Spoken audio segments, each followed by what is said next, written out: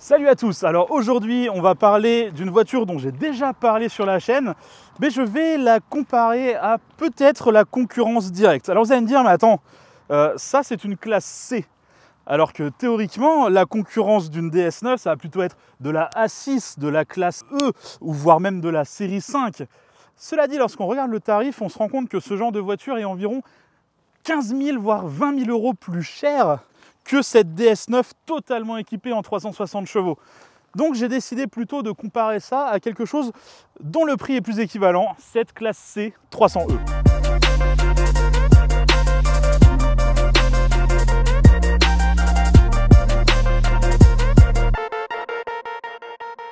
Alors pour m'aider à présenter ces deux véhicules, je ne suis pas tout seul, j'ai invité Philippe ici présent. Philippe que vous ne connaissez pas, mais en fait vous le connaissez un petit peu quand même, puisque c'est le proprio de la série 6 qui vous a beaucoup plu. On a parlé de la série 6, mais en réalité tu as également une série 3 à côté. Une série 3, tout à fait.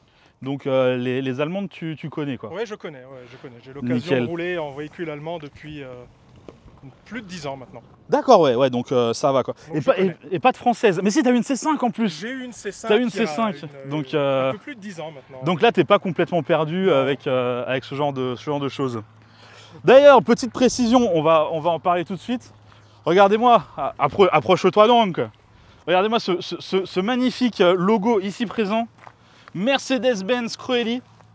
Alors, c'est la concession de Mercedes Metz qui me prête cette voiture, donc un grand merci à eux, ce qui me permet voilà, de comparer la DS9 à quelque chose à peu près équivalent en termes de tarifs. Bon, on va commencer par le design de ces deux voitures. Alors la DS9, vous la connaissez, on en a déjà pas mal parlé sur la chaîne. Je sais qu'il y a des parties qui vous plaisent pas, notamment cette bande chromée ici. Philippe, je sais pas ce que tu en penses toi d'ailleurs de cette bande. Alors moi, elle me dérange pas du tout cette bande chromée. Parce que plutôt élégant. Parce que tu peux être sûr que dans les commentaires, ça tout le monde va me dire mais c'est dégueulasse. Comme la bande chromée, ce qui est sur le capot, on en parlera après. On va d'abord parler de l'arrière. En vrai, ça rend pas si mal. Ça rend vraiment bien. Je suis assez d'accord. D'ailleurs, moi j'aime beaucoup cette DS9 parce que je trouve qu'elle est vraiment statutaire. Oui. Je sais pas ce que tu en penses, mais ça fait vraiment bagnole de patron, quoi. C'est ça. D'ailleurs, personnellement, je me sens un petit peu mal de rouler là-dedans parce que j'ai l'impression d'être un soixantenaire directeur d'une PME, tu sais, genre un truc. Genre les gens, quand ils me voient là-dedans, ils s'attendent pas du tout à voir un gars comme moi, tu vois. Non, c'est pas un véhicule pour les trentenaires. Non, c'est sûr. Pour autant, c'est une voiture qui en impose. Ouais, c'est vraiment une jolie voiture. Alors, on a choisi de vous présenter la version break, puisqu'elle est disponible en break. C'est aussi tout l'intérêt de la classe C, elle est disponible en break, contrairement à la DS9 qui ne sera que en berline. Alors, en termes de design, la classe C, je trouve qu'elle fait un petit peu voiture random. C'est une jolie voiture, c'est vraiment une jolie voiture, mais elle passe un petit peu plus inaperçue que la DS9 qui a plus de prestance, qui a plus de présence quelque part. Et globalement, les gens se retournent plus sur une DS9 comme celle-ci. Tout à fait. Sur une classe C noire. C'est vrai qu'on roulait les deux tout à l'heure et les gens avaient le regard plus attiré sur la DS9 que sur celle-ci. Et puis bon, c'est toujours un petit peu le souci, mais par exemple, on a des petites aérations qui sont fausses ici, les échappements sont faux également, ce qui est un petit peu dommage. Sur la DS9, on pourrait croire que c'est faux, mais c'est du semi-faux quelque part. Si tu te rapproches, on va pouvoir voir ça, puisque tout au fond ici, on voit l'échappement. Donc en fait, le cadre n'est pas vraiment relié à l'échappement, mais l'échappement est quand même réellement ici. Et je trouve que ça fait quand même toute la différence. On peut d'ailleurs aussi remarquer que sur cette classe C, on a une sorte de petit diffuseur ici. Je pense que ça fait partie du pack AMG, puisqu'effectivement cette voiture dispose du pack AMG. On peut voir qu'elle a les jantes et on va tout de suite passer à l'avant, puisqu'elle a également le pare-choc avant typé AMG. Ce qui va nous permettre un petit peu de faire la comparaison entre les deux avants, donc l'avant de la française et l'avant de l'allemande. Et encore une fois, on se rend compte que la DS9, elle a cette présence en plus. Je trouve qu'elle a vraiment cette prestance en plus. Elle fait véhicule de la gamme supérieure. En fait, on aurait eu envie de la comparer à la classe E. Encore que la classe E n'a pas un avant foncièrement différent de celle-ci. Et je pense que même face à une classe E, la DS9 aurait eu cette prestance un petit peu en plus. Comme sur l'arrière, sur cette classe C, on a les grilles sont fermés ici. Comme vous pouvez le voir, ça ne s'ouvre absolument pas, ce qui est un petit peu dommage. Par contre, ce qui est génial, c'est cette grille avec les petites étoiles. Moi, je trouve ça excellent. Je trouve que ça, en termes de détails, c'est super joli. Au niveau des optiques, ici, ce sont des optiques en option, c'est les Digital Light. Et là, en termes de dessin, en termes d'optique, c'est quand même assez joli. Il y a pas mal de détails, regardez-moi ça, c'est marqué Mercedes, il y a une petite partie bleue, il y a plein de LED, il se passe beaucoup de choses ici. C'est vraiment un concentré de technologie. Contrairement à la DS9 qui a des optiques vraiment jolies également, mais beaucoup moins technologiques. Ici, on n'est même pas sur du Matrix LED. C'est un petit peu dommage. Bon, en même temps, je parle de l'intérêt de la calandre avec les petites étoiles de la Mercedes, mais je trouve que la calandre de la DS9 n'est pas en reste. On se retrouve avec quelque chose d'assez intéressant qui me rappelle un petit peu la calandre qui avait été faite en impression 3D sur la 508 PSE. On a vraiment quelque chose d'assez intéressant, très graphique. Et moi j'aime bien, je trouve ça assez sympa. Alors forcément, on est en face de cette voiture, on va être obligé de parler de cette bande chromée sur le dessus. Je sais que ça, c'est un truc qui gêne pas mal de monde, mais quand on la voit en vrai, elle a des petites finitions, un petit détail qui fait que ça choque beaucoup moins. Sur les photos, on se demande vraiment ce que ça vient faire là, mais finalement, en vrai, ça a tout son sens. Et moi également, au début, j'étais très sceptique quant à l'utilité de cette... ça a zéro utilité. De ce sabre. Ça n'a aucune utilité. Mais par contre, il y a le petit aspect texturé quand on touche et qui, au reflet du soleil, rend particulièrement bien. Ils appellent ça l'effet guilloché, je crois. Ou alors le clou de Paris, je sais plus, c'est un des deux. Parce que chez DS, il y a plein de petits mots. Il y a les coutures en point perle, il y a l'effet guilloché, il y a le clou de Paris. C'est un de ceux-là. Mais en tout cas, ça rend vraiment bien. En tout cas, ça marche pas mal. Et j'aurais voulu avoir ton avis également sur le côté de cette voiture. Parce que là, en 3/4 avant. En 3/4 avant, honnêtement, elle en impose. Moi, je trouve qu'elle en impose vraiment. D'ailleurs, avec cette couleur. Parce que là, on est sur un bleu qui est légèrement pailleté. Il y a quelques petites paillettes. En fait, c'est un bleu très foncé, un bleu nuit. Mais on a des paillettes qui donnent une couleur un petit peu turquoise. Oui, et ça, très bien. Ça marche bien, quoi. Ça marche très bien. J'aime beaucoup. Parce que Philippe, il aime bien les couleurs un peu sympas. Parce que on se rappelle de la série 6 en gris mat. Ouais. Donc, c'est un peu ce que tu cherchais aussi, un truc qui change. Je cherche une couleur qu'on ne verra pas tous les jours. C'est ça. Et du coup, c'est un peu ce qui est décevant quelque part sur la classe C qu'on a ici. Parce que il y a des configs qui sont excellentes sur la classe C. Moi, c'est pour ça que j'ai un peu de mal à comparer les deux. Parce que cette configuration de la classe C, c'est noir sur noir. Donc, il manque un petit quelque chose. Mais il y a des classes C qu'on peut avoir avec l'intérieur caramel qui sont superbes. Ils sont sublimes. Parce qu'on va passer à l'intérieur après. Et vous allez voir que les finitions Mercedes, c'est aussi quelque chose.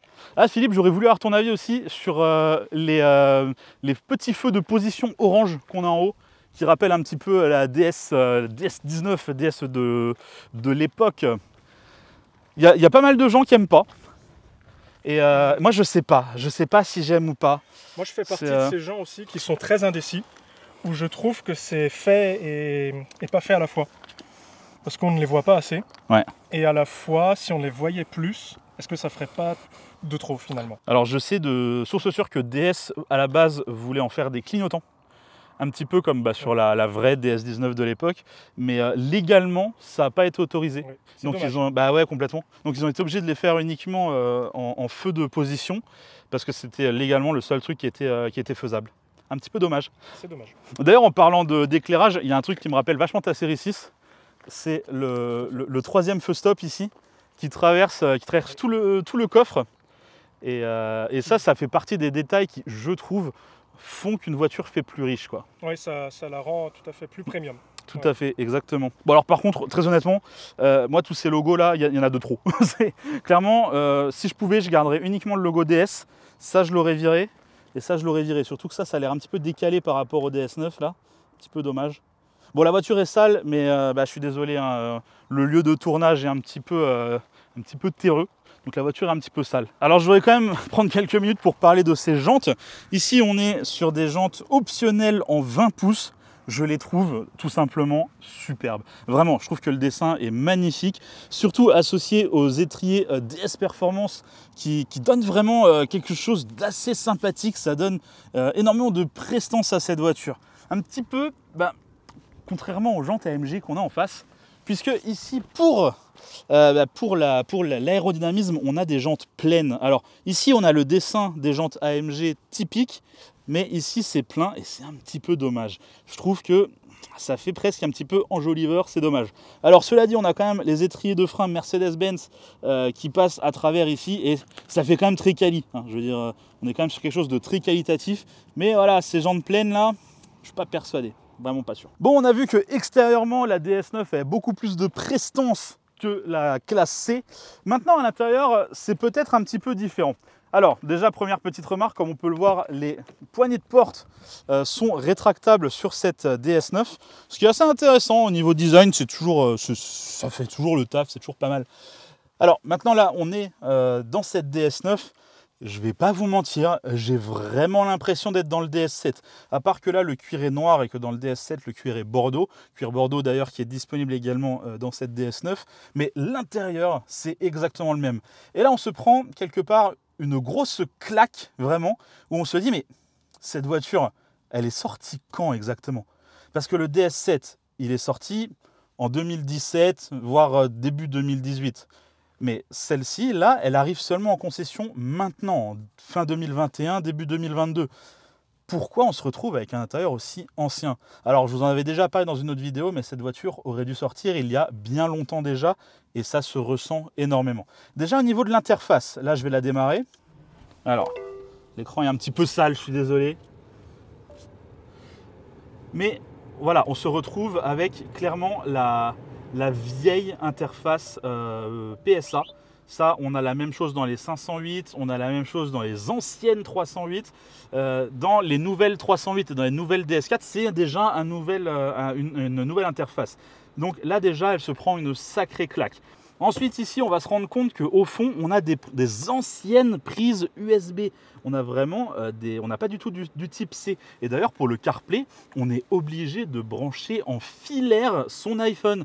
Et ça, c'est assez inconcevable, je trouve, aujourd'hui en 2022, d'avoir des voitures qui font ça. Cette voiture, au niveau de l'interface, elle fait extrêmement datée et c'est vraiment dommage. Par contre, au niveau de l'intérieur, au niveau des finitions, on a ce cuir partout. On l'a sur le tunnel central, on l'a ici, on l'a sur le tableau de bord, on l'a sur le volant, on a du cuir partout. Sur les portières, c'est pareil. Pour trouver du plastique, il faut aller vraiment tout en bas de la porte. Donc c'est vrai qu'en termes de finition, en termes de confort, c'est quand même assez impressionnant ce qu'on peut avoir là-dessus. Pour les sièges, on a le fameux effet bracelet de montre qui est connu chez DS depuis quelques temps. Ici, il est perforé puisqu'on a les sièges ventilés. Alors, ils sont ventilés, ils sont chauffants et ils sont massants. C'est quelque chose qu'on retrouve énormément chez PSA, mais pas forcément chez les Allemands, en tout cas pas au niveau de gamme de cette voiture. Donc là, ça c'est vraiment un sacrément bon point d'avoir ce genre d'options-là. Surtout que ces fameuses options, on les retrouve également à l'arrière. Suivez-moi, je vais vous montrer. Alors à l'arrière de cette DS9, déjà on a de la place. Clairement, j'ai de la place, beaucoup plus que dans la série 6 de Philippe en tout cas. Et il y a des options qui sont assez intéressantes. Ici, j'ai un panneau qui me permet de gérer la clim en trizone. Alors, le trizone, c'est pas complètement inconnu à ce niveau de gamme. Ça se fait relativement régulièrement. Ce qui l'est un peu moins, par contre, c'est les sièges chauffants et ventilés à l'arrière. Ça, c'est assez nouveau. Et ça va même encore plus loin que ça. Puisque si je descends cet accoudoir, alors déjà, c'est un accoudoir qui fait vraiment limousine, hein, on a l'impression d'être dans une grosse limousine. Ici, on a quelques petits boutons qui nous permettent également d'activer les sièges massants à l'arrière. Donc ça, c'est plutôt cool. Ici, on a porte-gobelet, le truc assez simple, des petits rangements, etc. Rien de bien fantastique. Non, ce qui est vraiment impressionnant, c'est ces petits boutons qui nous permettent vraiment d'avoir les sièges massants à l'arrière. C'est quelque chose qu'on va peut-être retrouver sur de la classe S, de la A8, de la série 7. Mais en dessous, franchement, on n'a pas ce genre d'option. Et petit truc intéressant aussi, approchez-vous. Quand on est ici, donc théoriquement, ici, je suis dans ma limousine. Donc, j'ai mon accoudoir qui est sorti, etc. Là, je suis bien. Je suis peut-être un petit peu serré. C'est pas grave. On a le bouton ici qui nous permet d'avancer le siège avant. Ça, c'est vraiment le genre de choses qu'on va retrouver uniquement dans les grosses berlines. Et là, franchement, là, je suis bien là. Là, je pourrais vraiment faire des bornes sans aucun problème. Je suis vraiment à l'aise. On a rarement autant de confort à l'arrière d'une berline. Bon, on a décrit l'intérieur de la DS9 qui est extrêmement confortable, extrêmement luxueux. Mais alors, au niveau infotainment, on a la ramasse. Ici, ça va être un peu le contraire. On est sur quelque chose de moins luxueux. Mais par contre, en termes d'infotainment, ah là, c'est un plaisir de voir un truc dans le genre. Bon, on est dans une allemande, hein, déjà, on s'y sent automatiquement bien. Mais la première chose que je remarque, eh ben, on est un peu plus dans une voiture normale quelque part. Je trouve qu'il y a vraiment cet effet où on est moins dans quelque chose de très haut de gamme. Ici, on est dans du premium allemand, comme on a un petit peu partout, quelque part, chez les Allemands. Alors, c'est bien fini, c'est joli. L'interface est magnifique, il y a du cuir partout. Ça, c'est superbe. Regardez-moi ces aérations, elles sont magnifiques. Mais on n'a pas cet effet de se dire, mais... on n'a pas l'impression d'être assis dans un sac à main d'un grand couturier parisien, en fait. Un petit peu comme cette DS9, où vraiment on a cette sensation. Alors, l'infotainment de cette voiture, c'est vraiment son gros point fort. Alors, ça va être un peu le même qu'il y a dans la classe S, donc c'est vraiment quelque chose d'assez performant, en tout cas largement meilleur que ce qu'on a dans la DS9. Ici, c'est extrêmement fluide, on sent que c'est moderne, on a un Apple CarPlay sans fil, ça n'a vraiment rien à voir avec l'interface de la DS9 qui est extrêmement vieillissant. Dans cette classe C, on a également ce volant ici avec pas mal de boutons tactiles. Alors d'habitude, j'aime pas trop le tactile, mais je dois avouer que dans cette classe C, c'est plutôt bien foutu. On a plusieurs branches qui... au début, peuvent nous dire « mais attends, mais il y a beaucoup trop de boutons, qu'est-ce que c'est que tout ça ?» En réalité, c'est extrêmement simple. On a cette partie-là qui est pour le régulateur de vitesse. On a cette partie-là qui est pour le média. Ensuite, on a cette partie-là qui est pour diriger cet écran. Et cette partie-là qui est pour diriger cet écran. Une fois qu'on a compris ça, on a tout compris. Il n'y a vraiment rien de bien compliqué. Au niveau de l'interface, on a vraiment plein de choses de dispo. On va pouvoir changer complètement l'affichage ici en tactile, donc on a forcément la carte qui est assez simple. On peut très bien avoir ça, donc des compteurs digitaux. On peut avoir celui qui est un petit peu plus sportif. Bref, on a vraiment plein de choses intéressantes. C'est très joli, c'est très bien fait. La qualité de l'écran est assez impressionnante. Ça fait vraiment très premium et c'est agréable de voir ça. Surtout après avoir passé une semaine en DS9, je dois vous avouer que cet écran, il fait vraiment plaisir à voir. Et du coup, sur l'écran principal, ça va être un petit peu la même affaire. On peut tout diriger directement au volant avec ce petit pad tactile. Ou alors, évidemment, l'écran est tactile également. Hein. On va pas, en fait, on a vraiment plusieurs façons de diriger cet écran. À une époque, chez Mercedes, on avait une troisième façon de diriger l'écran. C'était ici avec un petit pad qui a disparu puisque c'est remplacé par ce rangement ici. Donc là, on va avoir le câble pour brancher l'iPhone, mais de toute façon, c'est en sans fil. Tout au fond ici, on a un chargeur à induction. Alors moi, je le trouve extrêmement mal placé parce que là, vraiment, pour aller foutre son téléphone là-bas, c'est vraiment relou. Mais bon, au moins, ça fait propre quand c'est fermé. Alors, sauf si je bloque le câble dedans. Mais voilà, là, si jamais... Voilà, là, c'est fermé, c'est propre. Alors bon... très honnêtement, moi j'aime pas du tout cette texture. On dirait vraiment un truc qui a été hydrodipé, une sorte de faux carbone qui est pas forcément du meilleur goût. Ce qui est vraiment dommage parce que chez Mercedes, il y a des finitions qui sont magnifiques, des belles finitions en bois mat qui rendent vraiment très bien. Si on parle d'ailleurs des finitions qui me plaisent moins, on peut également parler de ces sièges. Regardez-moi ces sièges un petit peu en tissu ici et en effet cuir sur les bords. Ça, c'est un petit peu les sièges de base de la version AMG. Et c'est un petit peu dommage puisque avec une option supplémentaire, on pouvait avoir des cuirs un petit peu caramel qui sont magnifiques. Ça nous donne un intérieur biton qui est du plus bel effet. J'adore ça. Je vais mettre quelques photos peut-être de cet intérieur qui me plaît quand même beaucoup plus que celui-ci. Et c'est peut-être un petit peu le problème principal de cette voiture précisément, c'est que la config est un petit peu simple. J'aurais aimé une couleur un peu plus sympa à l'extérieur et une couleur un petit peu plus sympa à l'intérieur. Ici, on est noir sur noir, c'est vraiment les specs que l'on va voir partout chez Mercedes. J'aurais aimé un petit peu plus de folie et c'est peut-être voilà, ce qui va me décevoir le plus sur ce modèle précisément, mais pas sur la classe C en général. En dessous, on peut dire que c'est la chaîne motrice de la 508 PSE. Donc on est sur du 4 roues motrices, 360 chevaux, un moteur thermique à l'avant, c'est le 1,6 litre qu'on connaît tous chez PSA. Ensuite on a un moteur électrique à l'avant, un moteur électrique à l'arrière, ce qui nous permet voilà, d'avoir une puissance combinée de 360 chevaux sur les 4 roues. Et ça se sent, ça marche plutôt bien. C'est un véhicule qui se déplace très honorablement. Ça va, ça va. Tu as pu voir ça, oui. Puisque tu n'as pas réussi forcément à me décoller de ton arrière quand tout à l'heure tu étais avec la 650 et que tu donnais tout ce qui était possible. Puisque nous habitons très proche de l'Allemagne, évidemment, bon, on a pu tester ces voitures sur autoroute illimitée, ce qui nous a permis de voir qu'effectivement la série 6 elle décroche, mais très lentement, quoi. Ouais, le choc des mondes entre l'ancienne génération au pétrole simple par rapport à une hybride comme celle-ci, je ne m'attendais vraiment pas à ce qu'elle marche aussi bien. Tout à fait. Contrairement à la classe C, qui marche un petit peu moins bien, elle a un petit peu moins de puissance, on va en parler également. Celle-ci fait 313 chevaux, uniquement sur les roues arrière. Alors on a le moteur thermique et le moteur électrique qui sont à l'avant, mais ensuite on a un arbre de transmission qui amène ça à l'arrière. Alors autant en vitesse de pointe, en vitesse pure, ça se traîne un peu plus que la DS9. Autant sur un départ arrêté et au niveau de la façon dont elle délivre la puissance, je trouve ça beaucoup plus plaisant. C'est vrai qu'il y a quelque chose de complètement différent, quoi.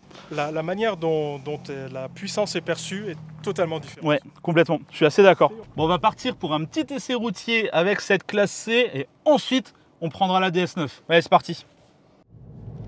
Alors tout l'intérêt de cette voiture, c'est sa version hybride, donc on peut rouler en tout électrique. Et là par exemple, je roule en tout électrique et celle-ci a vraiment une grosse batterie pour une voiture hybride, puisqu'elle a jusqu'à 100 km d'autonomie en full électrique, ce qui est plus de 2 fois ce que la DS9 est capable de faire.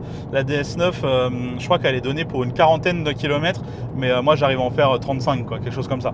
Donc là, ça c'est assez impressionnant de ce qu'on est capable de faire avec cette voiture. En gros, si jamais vous la rechargez chaque soir chez vous, vous pouvez pratiquement rouler tout le temps en électrique sans jamais utiliser le moteur thermique. Enfin bref, sinon tout l'intérêt de cette voiture, c'est également que c'est une Mercedes classe C, donc elle se comporte comme une Mercedes classe C, c'est-à-dire très bien. On va pas mentir, hein, les Mercedes, ça a toujours plutôt bien roulé, et celle-ci, elle ne déroge pas à la règle, hein. C'est de la propulsion, c'est agréable, la direction est bonne, on sait exactement où on place la voiture, c'est une très bonne voiture à rouler de façon dynamique, je trouve. Alors là, effectivement, ça nous indique que la voiture est en full électrique. Si j'appuie un petit peu plus fort, normalement, voilà, là, ça nous indique que le moteur est démarré. Mais très honnêtement, il faut vraiment avoir envie de beaucoup de puissance pour avoir vraiment la nécessité d'avoir le moteur thermique. Bon, on va aller faire un petit tour avec cette DS9 maintenant. Qui est vraiment sympa aussi, hein. Moi j'aime bien. Ouais, elle est sympa. Et puis là, il fait chaud, j'ai hâte d'essayer les sièges climatisés. Ça, bah, tu vas être déçu, mon pauvre, tu vas voir. Parce que les sièges climatisés dans la DS9, ils sont climatisés, mais juste un petit peu, quoi. Alors, je vais garer la C et puis on va prendre la DS9. T'as vu, elle nous accueille, elle sort les petites poignées et tout, c'est assez cool, c'est assez cool. Si monsieur le président veut bien se donner la peine d'entrer, s'il vous plaît.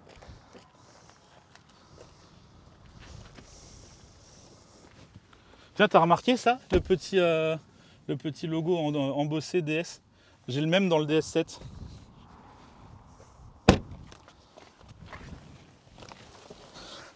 Par contre, j'ai activé les sièges ventilés. Est-ce que tu sens que ça ventile dans ton dos là?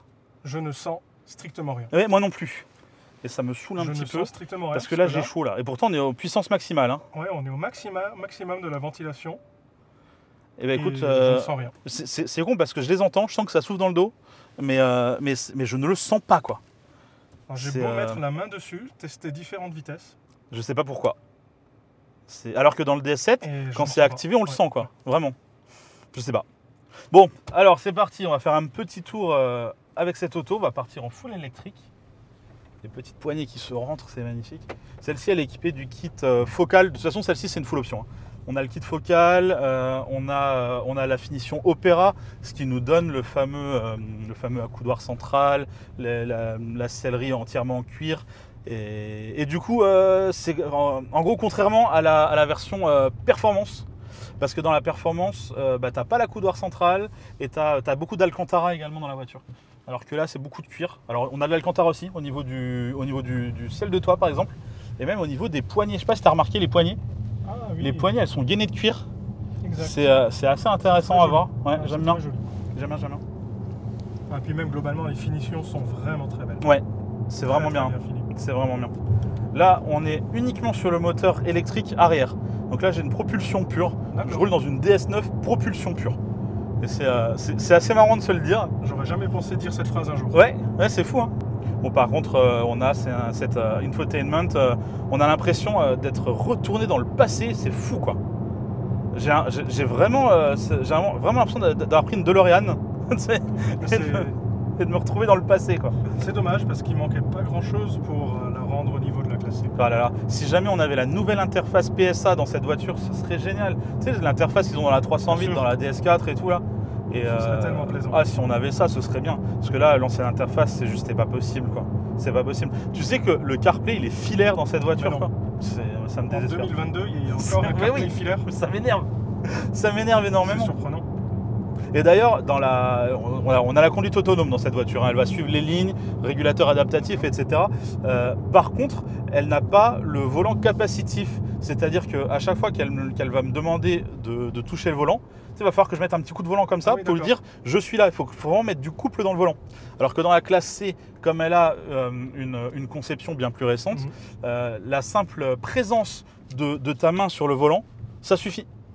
Du coup, c'est pertinent. Ah bah alors que là, c'est vrai que c'est dommage de devoir mettre un coup de volant. Mais en fait, moi sur le DS7, si tu veux, ça m'arrive tout le temps. Genre, tu sais, je suis sur l'autoroute, on roule tout droit.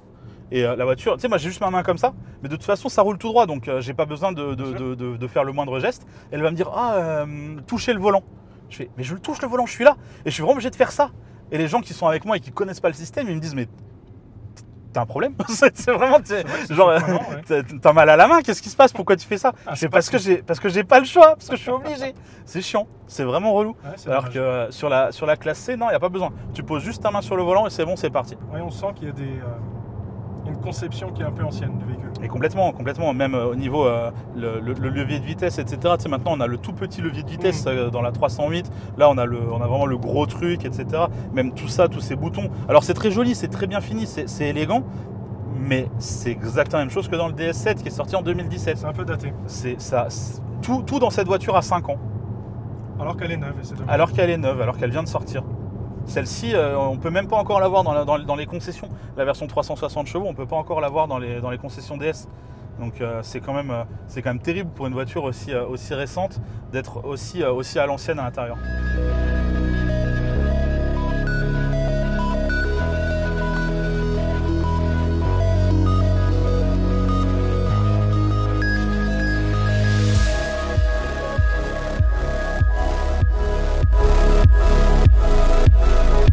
Bon, ça y est, on a rendu les deux voitures, on s'est laissé quelques jours de réflexion, histoire de pouvoir avoir un avis vraiment définitif sur ces deux voitures. Moi, j'ai beaucoup apprécié les deux. Clairement, les deux avaient vraiment leur point fort. Alors, j'ai passé beaucoup plus de temps avec la DS9, parce que je l'ai eu pendant une semaine. La classe C, je l'ai eu sur une journée.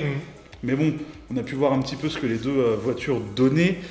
Et mon avis est partagé. Ça a été compliqué. Ouais, partagé, c'est le mot. Ouais, c'est ça. Ouais. Parce que autant j'ai trouvé que la DS9 était plus luxueuse, mieux équipée, qu'elle avait plus de prestance, qu'elle en donnait plus pour le même budget.